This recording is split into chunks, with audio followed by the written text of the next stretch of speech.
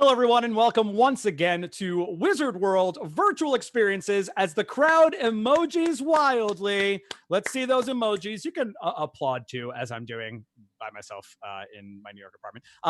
Applaud. Let's hear it, but let's show the love via emojis in the chat, whether you're watching on Facebook, YouTube, or Twitch. Show your love. We're about to bring out the amazing cast of Tokyo Ghoul in just a bit.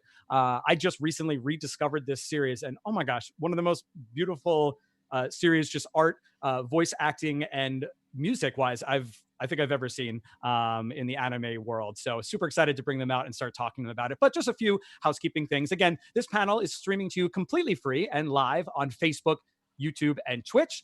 But once it's over, you can still experience these awesome virtual experiences that are paid with these amazing cast members. So take advantage of that. Go to wizardworldvirtual.com. Again, that's wizardworldvirtual.com. Click on the cast of Tokyo Ghoul, and you'll be presented with all the options that are available. Immediately following this panel today, in the next hour, the top of the next hour, and the next half hour, will be live one-on-one video chats. Those are on sale throughout the panel. So don't worry, if you're watching this live, you haven't missed it. Head to wizardworldvirtual.com and purchase those live one-on-one video chats with your favorite cast member or all five. It's a once-in-a-lifetime experience for you and your favorite cast members in a Zoom room. You can ask them anything appropriate that you want. In addition to that, if you're watching this live or later in the week, all of these actors are participating in autographs and video recorded messages. So we know times are tough, but if you're able to treat yourself or treat a loved one, head to the Wizard World virtual site and click again on the cast of Tokyo Ghoul. You'll also see all of our past virtual experiences, upcoming virtual experiences. Head to the Wizard World Vault. The Wizard World Vault has works of art and signed memorabilia from past virtual experiences, past physical conventions, and it's our online convention floor where we have many of our favorite artists and vendors selling their wares. So we know it's tough right now. We can't do physical conventions. We can't wait to get back to those and see you in person. But in the meantime, you can support your artists at the wizardworldvault.com. We have folks watching from around the world and around the country. This is so awesome. Anime obviously has a universal appeal, but it's always fun to see who's checking in. We have folks watching from France, the Netherlands, Texas, Oregon, Las Vegas, Chicago, Kentucky, New Jersey, Canada, the UK. Sarah's a guest. Sarah's a guest in the background. Cool. Philly is here as well. India in the house. Sorry, Sarah. I hate to do this too, but I'm going to mute until you come on out. We don't want to mute Sarah in just a minute, but we're just going to mute her for a quick second. All these fun cities and countries watching from around the world, and we can't wait to talk to the English voice cast of Tokyo Ghoul. That being said, without further ado, let's welcome them out here. All five of these actors have been in countless anime series and manga series and films and TV. I'm just going to nerd out and tell you what my favorite works for each of them are, and some of the top and most popular animes that they've taken part in. First up, from Attack on Titan, Assassination Classroom, Dragon Ball Z, A Certain Magical Index, Guilty Crown. He plays the One-Eyed Ghoul, Eye Patch, Centipede, the main protagonist of the Tokyo Ghoul series, Kaneki. Please welcome Austin Tyndall. Kaneki. I always do the wrong emphasis on the wrong syllable. Kaneki, it's Austin Tyndall, everybody. What's up, Austin? Hi, how are you? Good. Thank you for joining us. Where are you? We've got people watching from around the world: Mexico, Philly, Florida. You heard all those countries. India. Where are you currently zooming in from? Dallas, Texas. Dallas, Texas. Very nice. Apartment number is. No, too much. Internet safety, awesome. All right, next up, from Black Clover, Dragon Ball Super, My Hero Academia, Black Butler, Fairy Tail. You can't have a ghoul without their mask. So this mask maker, ghoul, and member of the clowns known as Uta, it's Aaron Roberts, everybody. I clicked the button. There we are. No? Yeah, you there we are. You did it. Yeah, it's a great time to be a mask maker in this time of the pandemic. It's oh my gosh. I rewatched the series just recently, and the like theme of mask wearing, I mean, it just has a whole new play, and it still has a similar type thing of people not wanting, especially with Kaneki, like not wanting to spread his disease. Yeah. Initially has that zipper pulled in. It's so cool. And yeah, I'd love to talk about how you all feel about the series now and how it kind of plays for people watching it today. But let's get the rest of the cast out there. Oh, Aaron, where are you zooming in from? My wife and I just took advantage of these sweet Rona rates and bought a house just north of Dallas in Plano, Texas. Wow, very nice. All right, so we got Texas represented in the house so far. Two out of five.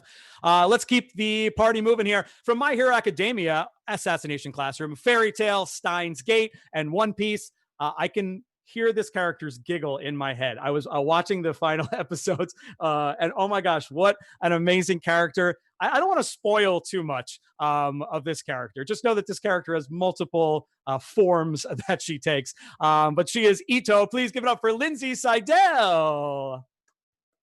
Hey. Hey, Lindsay. There it is. There's that laughter. So many giggle flaps for you in this one for sure. And done in different ways too. Where are you joining us from today, Lindsay? I am also in Dallas, Texas. Oh my gosh. The entire is that where Funimation, where's Funimation located? The actual place. In the Dallas area. Yeah, that's what I thought. I know a lot of you are down there for that. So, well, welcome and thank you for joining us. Thanks for having me. Yeah. Next up from Dragon Ball Super, My Hero Academia, Orange, Miss Kobayashi's Dragon Maid, Black Clover. She is rank 2 Ghoul Investigator, Psycho Yonobayashi. Please give it up for Sarah Wiedenheft. Oh, Sarah, I knew it. I feel bad I muted Sarah before. Sarah, we can hear you. Well, that's good. Start your video in the lower. There we go. Yay. I pressed start and it said, no, that's okay. Anyways, that's hello. Right. Yay. Hello, Sarah. Thank you for joining us. Sorry, I muted you because there was someone in your room that we heard and I just didn't want anything explicit out there. That was Rico. Yeah, Rico. Well, of course it was. Say hi to He was Rico. talking smack about my dog. Nice. Well, Sarah, so far we're 3 out of 3 for 5, 3 out of 5 for Texas. Texas. All right. Yep. Well, welcome and thank you for being here today. And last but certainly not least, from Attack on Titan, One Piece, A Certain Magical Index, Is This a Zombie? And Death Parade. Following in her father's footsteps as an investigator, Akira Mado. Please give it up for Morgan Lore. Hi. Yeah, One of us. Morgan, I feel like it's only appropriate that you've got blonde braids, just like your character. So we appreciate that. That was an accident.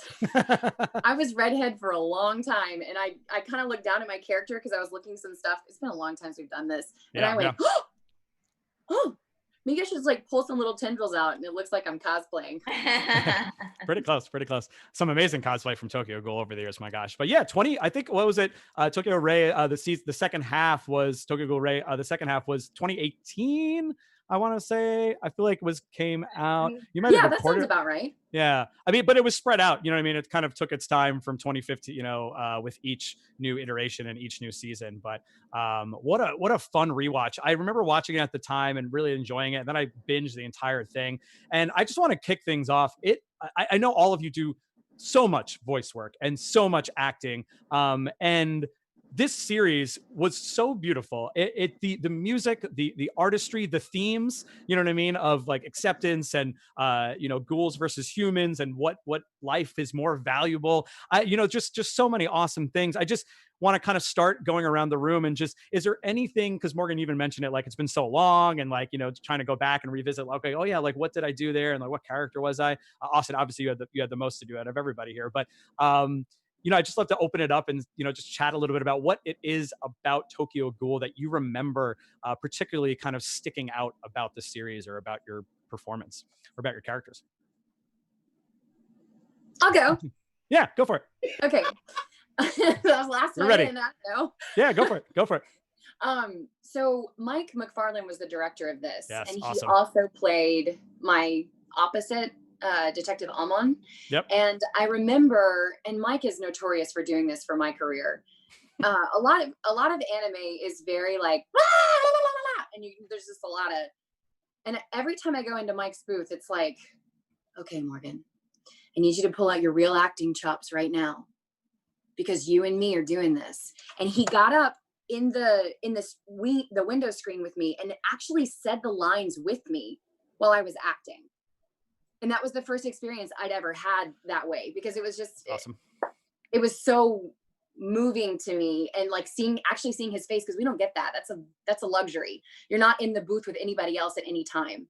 And some of the stuff was really intense, and especially my stuff, like with my dad dying and all of that. So I was super thankful, and I felt like he got a better performance out of me because of that. Awesome. But I was going to ask that later. Mike McFarlane, obviously a voiceover legend, you know what I mean? And now ADR director too, had to be so cool to work with. But yeah, I don't know. Any other immediate reactions about things that particularly stuck out about this specific anime? There's only one time I've been able to act in the booth with another person, and it was a love scene with David Mantranga. We're an anime called Hitarijume. Oh my gosh. But Lucky you, man. David Wald had this idea. It was really interesting, but yeah, it's the only time that it was very intimate. I could smell his breath. Was it good? Was it good? It was good. Okay. Like tobacco and leather. Everyone's gonna be Googling that scene and just like reliving it, like picturing you in the booth. They're like, I can smell it too. But one of the most interesting things about the show for me, I guess, is just the fact that it is the longest I've been involved in an anime show with the same character. Yeah. Although, I mean, there was like a 2-year break where we weren't doing anything. It wasn't like once a year like The Simpsons or something. But was that between one, like first season and second season? Between one and Route A? Between Route A and Re. Got it. I think we had like a 2-year gap, and there was a 2-year gap in the story. So that was interesting to come back to. But yeah, it's I don't know. But aside from that, I think with a lot of anime, especially this kind of genre, there are so many lines that you could take out of context that I think speak very truthfully about what the human experience is. Yeah. In some ways, this could just be a big metaphor about the trauma of puberty. No, 100%. I mean, the first episode, I remember the first episode so vividly because you're sitting there and you see this, like, again, teenage boy, and he's like in love with, he has this crush on this girl, and then he finally has, I mean, I don't want to spoil the whole thing, but and I'm like, oh, this is that craves human flesh in order to survive. And that was the point where I was like, oh, okay, I see where we're going with this. Like, this is gonna be insane. My gosh, right on the first date, she just shoots at her, I always pronounce it wrong, the Kagune, you know what I mean, and devours her, a kitty in a bundle. And then just drop. Also, a lot of like, so it doesn't seem like what I'm doing right now is weird. Not in this house. I'm petting a cat right now. Oh, I see. You were showing us what was below that we couldn't see. Yeah. So that we knew that it was a cat. Very nice. Very nice. Awesome. Talk about the emoting, you know, that you had to do for this one though. I mean, my gosh, so Kaneki, like you said, was the character that you lived with the longest and goes through so many different swings of character, from being like homicidal to just like hugely upset to enraged, you know, the whole range of emotions. And a lot of it comes out not through just lines, but through sounds and, you know, and actually, I mean, was it difficult? Like, you know, what was the process like for that? Yeah, it was very physically strenuous. It was easy to screw up and hurt myself. But what's cool about the whole anime process is that we can all go kind of step by step, and I think we start to get used to that. It's nice to have an opportunity to play someone going through psychosis that does have multiple versions of themselves interacting, and that was the scariest part of the process for sure. Is there's one episode where like all these slightly different versions of himself talk to himself, and I don't know if they sounded very different or not. You're like, this is a Tuesday. Just as different moods. Yeah, but I think it's something we get used to, especially as anime actors, going from booth to booth. So there was a lot of vocal preparation. I probably am like half an octave lower permanently now after doing that and a few other shows. No, I mean, it's funny. You can't, yeah, you can't even like hear it. Get that range. Yeah, people still want me to do the voice, and I'm like, ugh. It's high. That's a high Fine. voice. Yeah. Just to shout out to some fans and the fans that are watching, obviously feel free to keep sending in your questions and tagging us. Doc Serenity asked a very similar question on the train that we're here, is what, you know, resonates with you most about your characters in Tokyo Ghoul. So I just want to give a shout out to Doc who's watching. But yeah, love to hear from the other three. Aaron, why don't you take us into Uta? You know, was there something that, again, particularly said about the character or just the series, you know, looking back at it? I remember when I came in to record, I remember being upset generally about the series because I was not asked to audition. And I remember because I'm a petty piece of garbage, I remember having hurt my heart and maybe a little bit of hate. And I came in to record. I thought I was going to be doing a walla or bit parts for which I'm always grateful for work. But when I came in to record that day, I had no idea what I was going to be working on. And then Mike laid it all out for me, and he's like, "This is the guy that you're gonna play." And there's a place. It's closed now because of the pandemic. It's closed, but there was a place called Lizard Lounge, which on Sunday nights here in Dallas, in Deep Ellum, turned into the church. The church. The golf club, and people would come out and whatever. And you know, and I've explored those things. And those environments and Super cash, so cash. That lifestyle. I mean, I am from Florida after all. So I'm more used to swinging a hammer than I am applying Eyeliner. Yeah. So anyway, but he said, "Hey, just this is what the character is about. Blah blah blah. This is probably the kind of guy that hangs out at the church." And I was like, "I got you, bro. I know exactly what's happening with this guy. This is great." Nice. Of course, little did I know that it was like his, like so many of the characters in the show, they're so there are so many internal struggles in every single character. Yeah. And so many like diametric like oppositions in this entire show. But yeah, I didn't realize that this guy was gonna grow into the thing that he would eventually be. And not that we ever got to see that, because Ray didn't really flush all that stuff out. But yeah, whatever. Yeah. No, I'm not bitter. I'm not bitter. No, everything's fine. Everything's fine. It was just weird because like we did Route A, and then I had fans that were coming up to me at conventions and talking to me about the manga. And which is always one of the worst parts about being a voice actor, because I am not going to pirate that. I'm going to buy it. Like I bought all the Fire Force manga. Like I'm reading all about Benimaru. But you have fans that are coming up to you to your table and be like, "Hey man, did you know that you're this? Oh no. And then you killed this person." You're like, cool. Like, I guess that's, yeah. Soiled it. Put them in the trash now. That's right. I think Philly had some people say, like, "Is it okay if I tell you this?" And I'm like, maybe. Yeah. Other people like ask me, like, "Hey, are you all allowed to know this stuff?" I'm like, whenever I do a play on stage or like with a film that is not a giant like studio production, like you get to read the whole script. Yeah. Like your job is to act surprised.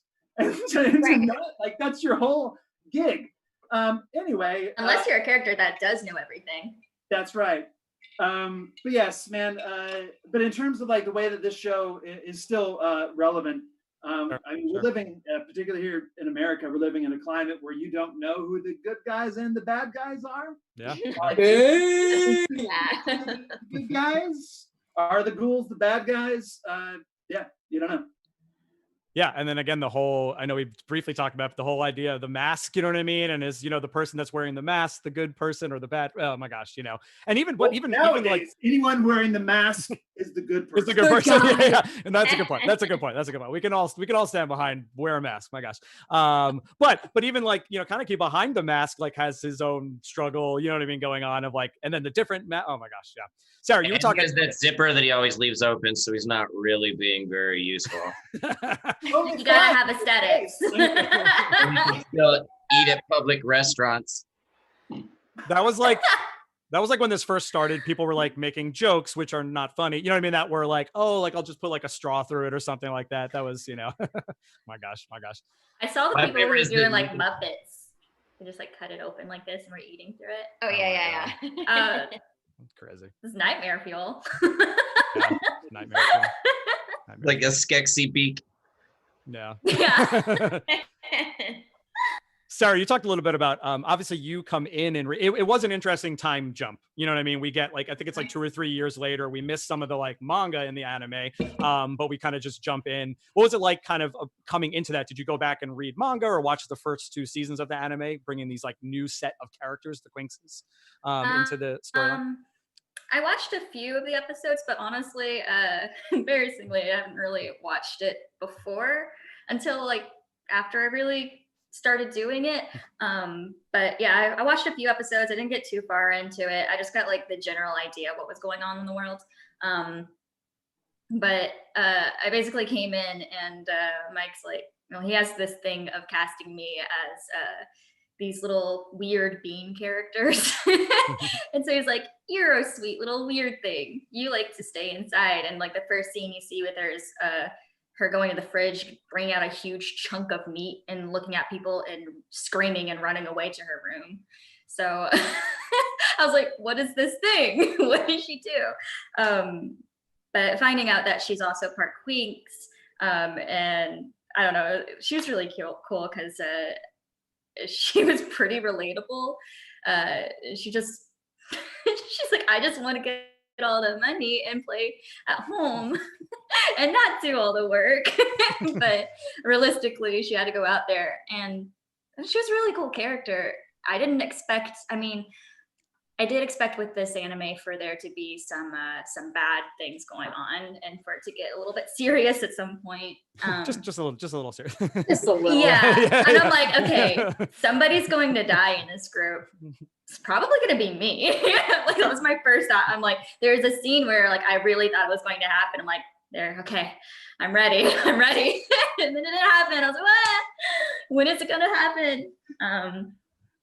It's wild. It got serious. It had so many like notes of like different emotions, like depression and all that too. It's like, yeah. No, she's a cool character. It's intense, but it's cool to watch and experience. You know what I mean? Because of that, because of all the layers and even the anime traditionally has like those comical characters, and we have some here, but even those characters like do that turn, and that's my lead into Lindsay here with Ito. You know what I mean? We see this light, sort of fun, kind of wispy looking character, you know what I mean? And OMG, what that character becomes. And I just want to say shout out to 2 fans watching. Heather Clark, first off, Sarah says they just want to say your outfit is super cute. So I just wanted to throw that out there. But, so cute. Yeah, but Lindsay, Don't look at me. I'm stopping the video. Yeah.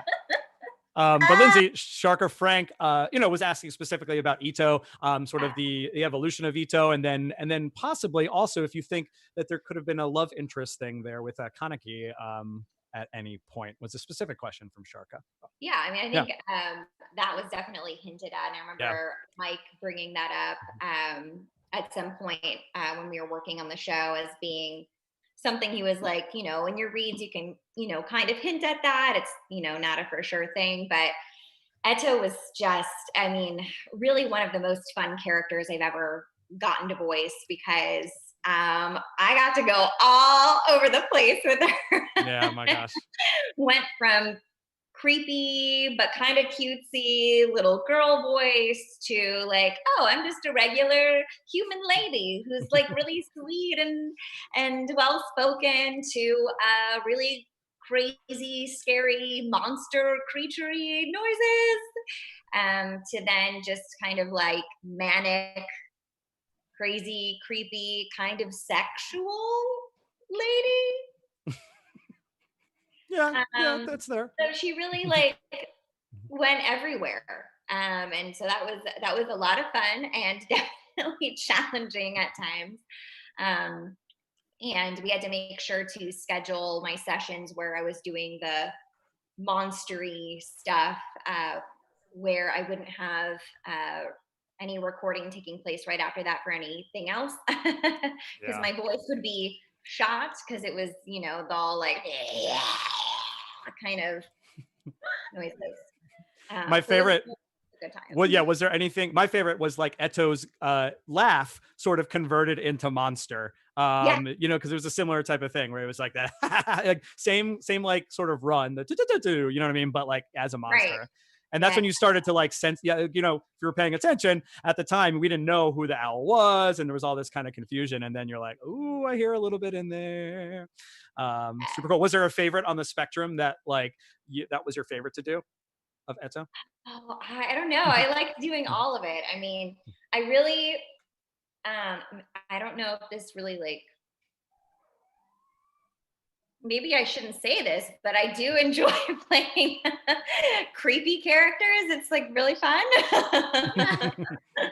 So I did particularly enjoy the really creepy bits, and the monstery, creaturey noises are also really fun, even though they are very taxing and exhausting to do.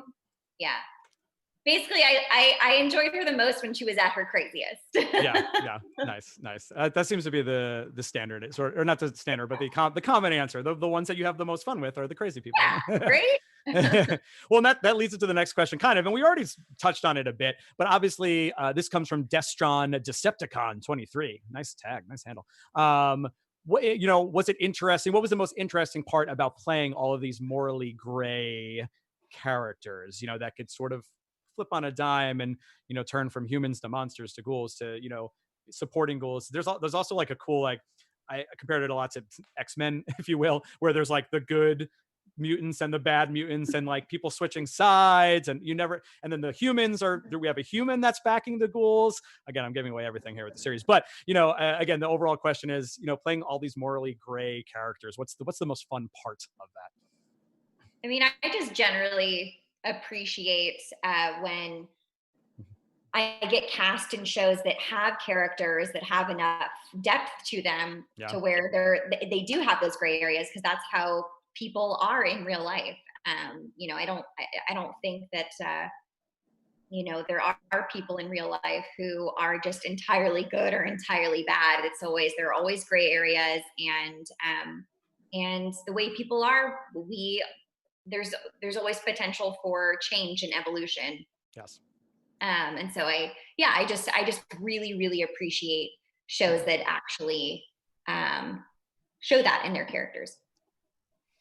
Yeah, I think the answer is in the question, because I don't believe in one-dimensional villains, and I don't believe in one-dimensional heroes. I was in a show. I was actually doing Julius Caesar, and I had an assistant director that told me that like this person, like everyone loves a one-dimensional villain, and you should amp that thing up. And I was like, no, I'm good, because like no one's like, there's not. I don't know. I believe that every character should be three-dimensional, and then we'll figure it out. The audience will figure it out. We'll figure it out. But yeah, I think that's like one of the great things about the show is that everyone's so conflicted. But yeah, I love that. There's a term that was coined a while ago called negative capability that was used to describe like Beethoven and other savants. And it talks about the tendency for these highly intelligent people to have difficulty sticking to one side of an opinion. So for instance, like politically, they often are people that can see both sides of a situation, and then often don't have a very specific, they've used that for a bunch of writers too, including Shakespeare, why his ability to speak from so many different perspectives, because he kind of saw both sides of the story very easily. So playing negative or playing morally gray characters makes me feel brilliant. Good setup, Austin. Specific tweak on that answer, or not on the answer, but on the question, Austin, from Monkey D Mama 2122. You know, we talked about the three, you know, the three different series, and even for Kaneki, even between 1 and 2 becomes a completely different, or takes a different approach, you know, to the character, and then different in Re. And Monkey D Mama was wondering, was there a particular one that was your favorite, you know, and was it tricky coming back into it after the time gap due to like the prior seasons and the changes to the character, like complete changes, you know, waking up with amnesia, you know what I mean, and not quite sure. Particular episode that was. No, just I guess the comparison between the first 2 seasons and then coming back to the character as a completely different, you know, what was that like?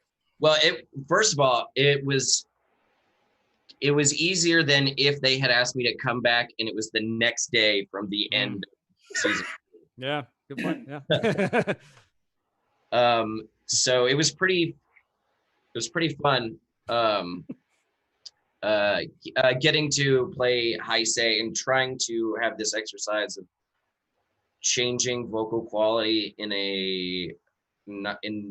like as little cosmetic changes as possible to still hopefully like get a tone that might be identifiable as different than the other ones. And luckily, you know, Mike McFarland held my hand through most of that.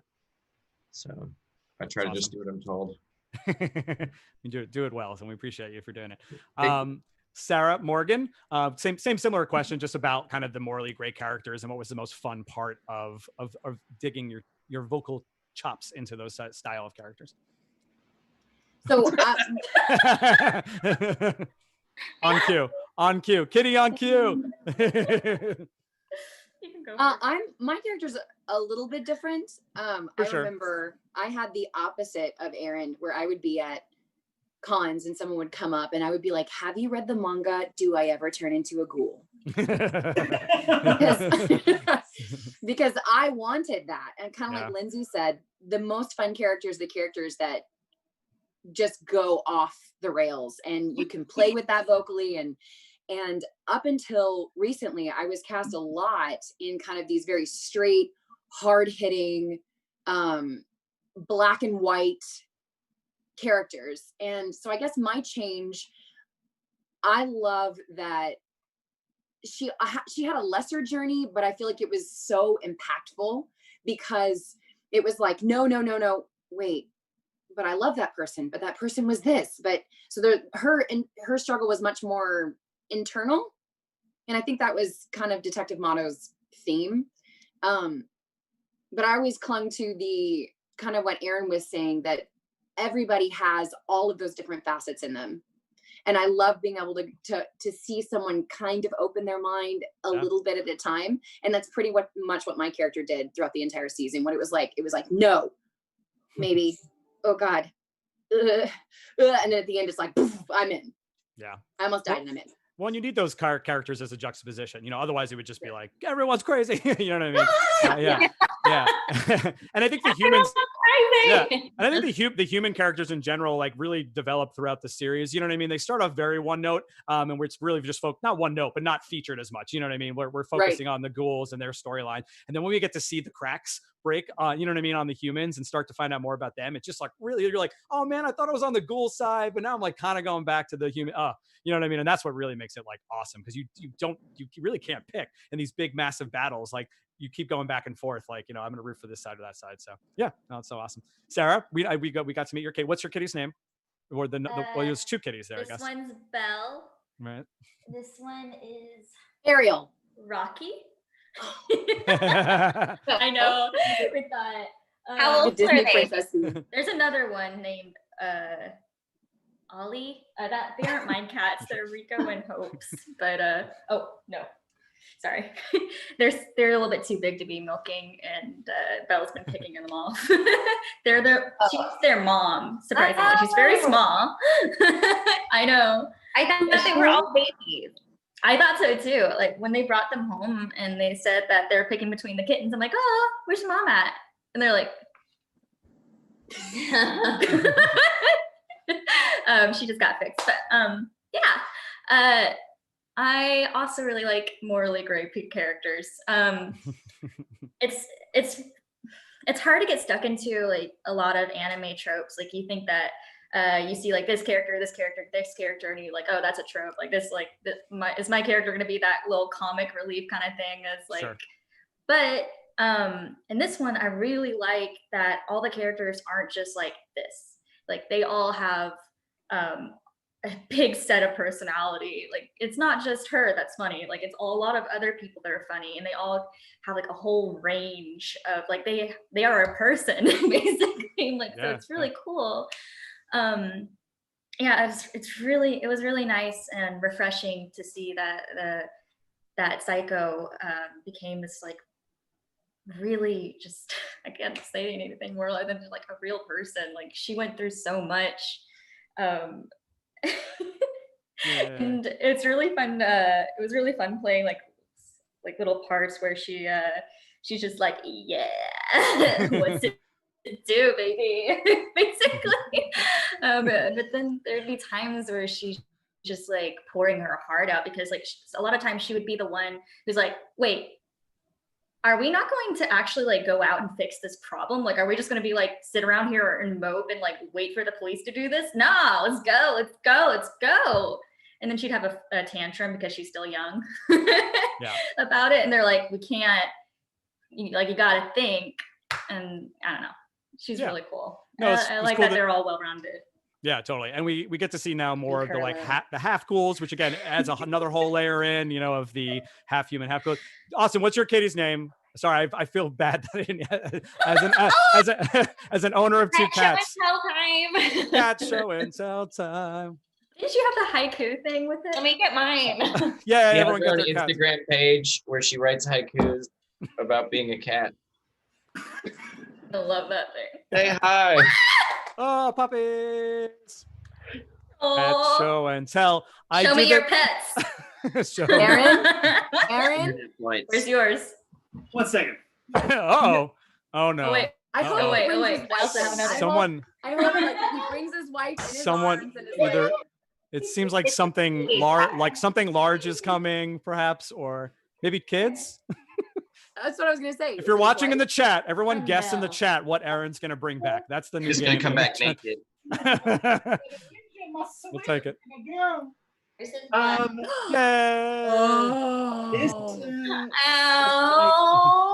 I am married, but I never knew that I could feel love. All right, the whole clan is here. This is Domino. She is named after one of my favorite Marvel characters. Yeah, nice. She is an Oklahoma girl. She loves to spend time outside. She loves to eat poop. Mine loves to roll in poop. They'd be great friends. JWay 150 on Twitch is like, please show us more animals. We all appreciate it.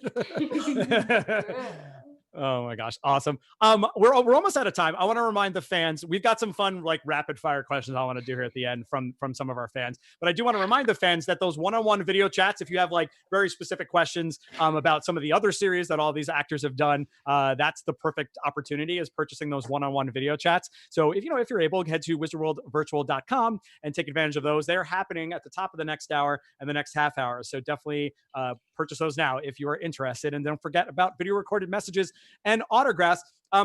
We talked about the intensity emotionally of all these characters, or Aaron, in your case, like playing someone that's just completely like the flip of like who you are, who you see yourself to be. And a question comes from,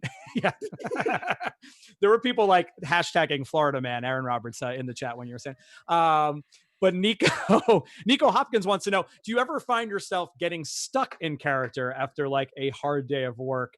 Kind of like having the mindset still lingering, especially with characters like this that are so emotional? Or is it very just like, shake it off, I'm done? Nico is curious. Yeah, I thought it was an interesting question. I walk away sometimes, and what I have trouble turning off is making a sound for every tiny movement I make. Yes. All the flaps. We're eating. Oh my God. I'm eating now. I think I like hit my head the other day and went, ah! I mean, honestly, my dog only knows that I'm talking to him if I'm using a high-pitched, tiny anime girl voice. Yeah, sometimes like I do that. Not necessarily like staying in character, but if I'm in a higher range for a while, like really high, it might take me a while to come back down. Yeah.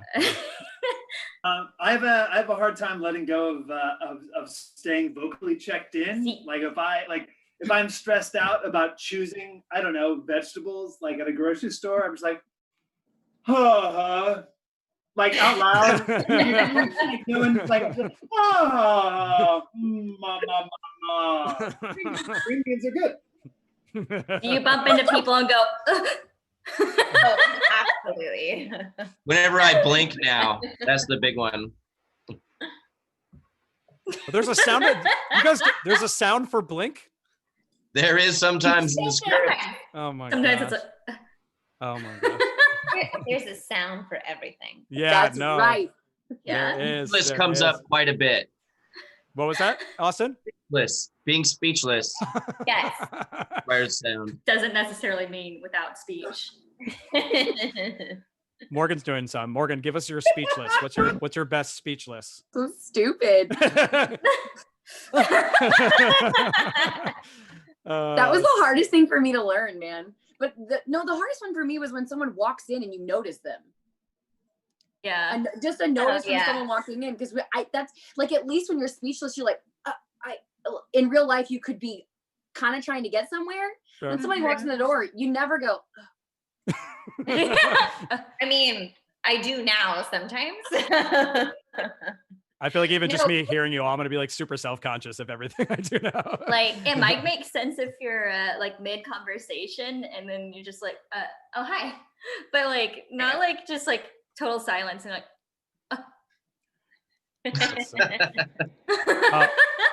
Old What's boy. hard too, Oh yeah, go for it. Go for it. what's hard too is different directors have very strong opinions about how they like their reactions to be done for Sure. their shows. So like, all directors have different styles, of course, but you would never think that they would be so particular about how they like the reactions, because some like them to be as subtle as possible, almost to the point of we have to do it because it's in the script, but we don't really want to hear it. Some directors are like that, and then some directors That's so funny. are like, give me more voice, like really like make that reaction as enormous as possible. So it really, it varies. Morgan, were you raising your hand for subtle? Team subtle? Yeah. Oh, am I the only director here? Does anyone else direct I it? think so. Nope. Okay. You're alone. Well, because this is really shameful, but I actually haven't watched a whole lot of anime in my life. Not like exorbitant amounts. And so I'm still on the make it sound like a normal person train. Unless the character gets big, and then I want the biggest thing you can give. Yeah. Yeah. Yeah, no, there's Because also let's just go for it. There's one sound in particular I still have a hard time with. Does anybody else have a hard time with the amazed sound? Like Yes. you're like Oh. amazed by something. I never know what sound to make. Why? Because they always go upward inflection. Because like I always want to do like a whoa, and they're like, well, no, they're not saying whoa, like it's just a reaction, and I'm like, Yeah. I always go the exact opposite direction because usually for them, they go, huh? Anytime I hear that, I just go, ah. Inhale. I'll try that. Exhale. I'm gonna make this my own. This is great. This is a Yeah. free masterclass, everybody watching right now. I mean, come on. Aaron, was that your amazed face that you were doing? You were stuck in sort of amazed face. Yeah, I don't even make that's why I don't get cast that much. I don't even make sound. They have a wallet group that comes in to do all of my open mouth, clenched teeth surprise stuff. You have a reaction double, a reaction voice Yes. double, or stunt person. Oh my gosh. Open mouth amazing stuff I go to is like a vibrato of like heavy breath, which is like, and something stupid. Let's do these last two questions, super rapid fire, and then we got to get out of here. But that was so amazing. From Black Dark Roses, how do you like your coffee? Since we're talking Tokyo Ghoul here, how does everyone like their coffee? Austin, in my go. mouth. Yeah, I have black coffee with me right now. black coffee, Aaron. Sometimes I like to put nut milk in it. Ooh, all right, very nice. All right, so black coffee, maybe with nut milk. Aaron. I like my stuff. I like a refined bean that tastes like chocolate. Ooh. to be cold brewed and then iced so that it just feels like I'm drinking Wow. chocolate water first thing in the morning, that I can get as high as possible on caffeine to jumpstart this lawnmower and start the day. Wow. I feel it's almost like we prepped that question beforehand. I don't know. Yeah, that was pretty good. Lindsay, favorite coffee? I mean, my answer is like not nearly that exciting. I like my coffee black, but sometimes with a little bit of unsweetened almond milk. Okay. All right. See, everyone has their specifics. I like it. Sarah, are you drinking Oh. coffee right now? It looks like you have a dark beverage in it. No, that's blood. Oh, that's blood. Got it. I'm so embarrassed right now that you didn't know that. How did you? My bad. Calling her It's out. root beer. I generally like lattes, but with oat milk. That's kind of my go-to, that or a cappuccino kind of style. But Right. I'll take coffee whatever which way, as long as there's some form of a creamer. Very nice. But Very not nice. like white. Not too much. little Not bit. too much. No. Yeah. A lot of representation for like the alternative milks so far, like nut, almond, right? Yeah. Y'all Morgan, try oat milk. oat It's milk. That's the amazing. other one. I like an Ethiopian yirgacheffe, fresh ground in the Wow. morning, and then poured over with a pour over, and that's it. Yeah, that's Yeah. What in the world? Great. What do you mean that's it? What was that? That's amazing.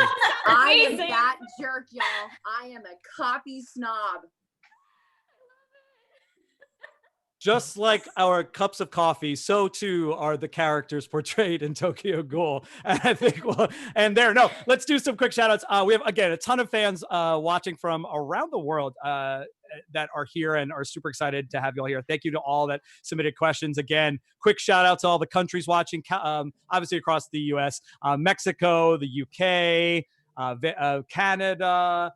Where else are we from? India in the house, Jersey, Kentucky, Chicago, Vegas, Oregon, France, the Netherlands, all over the place. Obviously, Texas represent here. Just quick final shout outs to the fans, not only of Tokyo Ghoul, but obviously of all of your work. There was a lot of, specific questions for different shows that you've been in. And, this is, it was tough. We just couldn't get to those ones, but just all of the fans of your anime work and your acting work. I just love to do a quick shout out. Let's go. Let's start with the gentleman, Austin. Wait, sorry, what am I supposed to say? Just final shout outs to the fans. We should have ended on coffee, but no, we should have ended on coffee. I knew I had my out, and then I was kidding. Hey, thanks everyone for listening to me talk. Yeah. Awesome. Thank you, Austin. Aaron? Hey, everyone. This is a crazy time. Everyone's highly stressed financially. There's a lot of things happening. Try to give grace when you can and where you can. My father just texted me to apologize for being a butthole. So what I'm saying is everyone in this time should get a wide berth, maybe.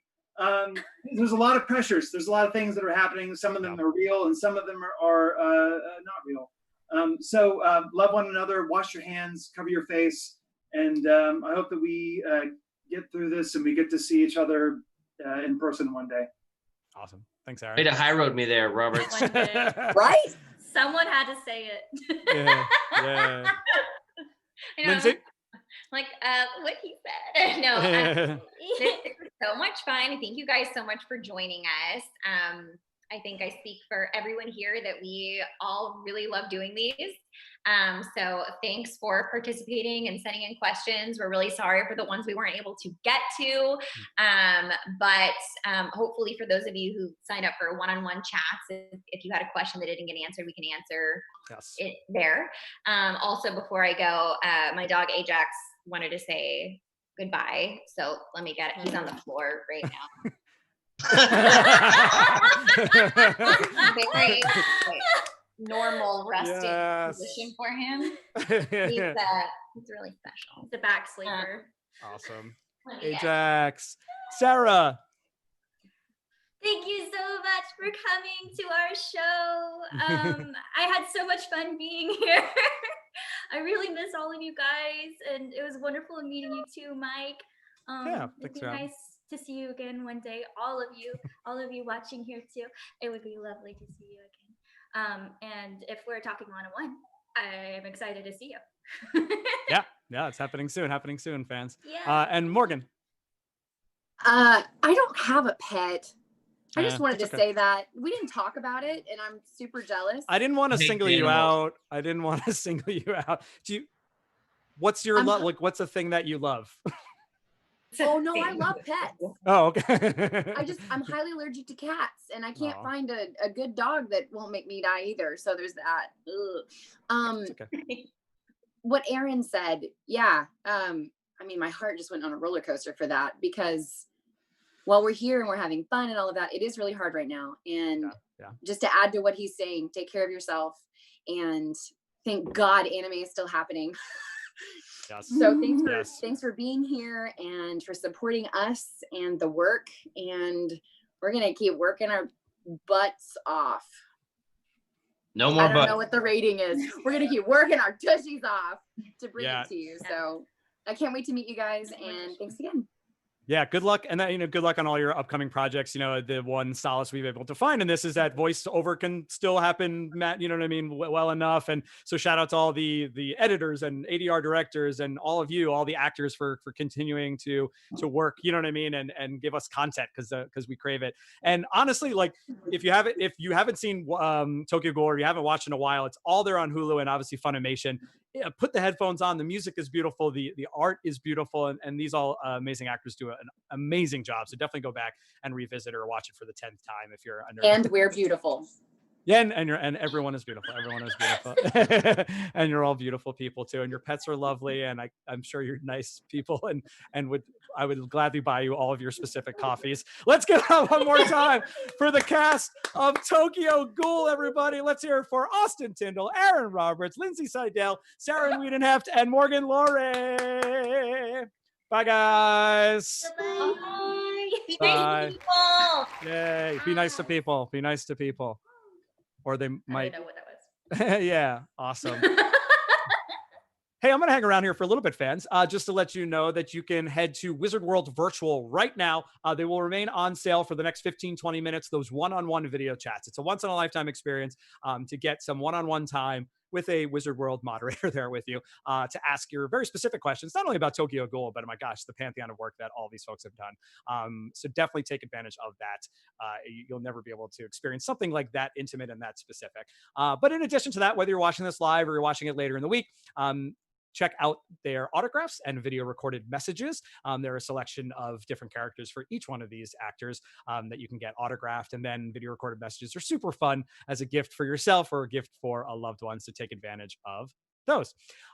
Continue to follow us at Wizard World on Facebook, Twitch, Instagram, YouTube. My name is Mike G. I've been your host. This is super fun and can't wait to be with you for our next panel, which is tomorrow. It's the cast of Smallville, everybody, at 10 a.m. Pacific time, 1 p.m. Eastern time.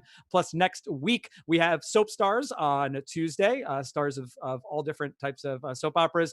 We've got the cast of Napoleon Dynamite, the cast of Power Rangers Lost Galaxy, and all kinds of fun stuff. So continue to follow us on social media. And again, you can follow me at Mike G Does Things if you want to submit those questions early for any of those panels. So on behalf of Wizard World and Wizard World Virtual Experiences, I've been Mike G, and we'll see you next time, folks.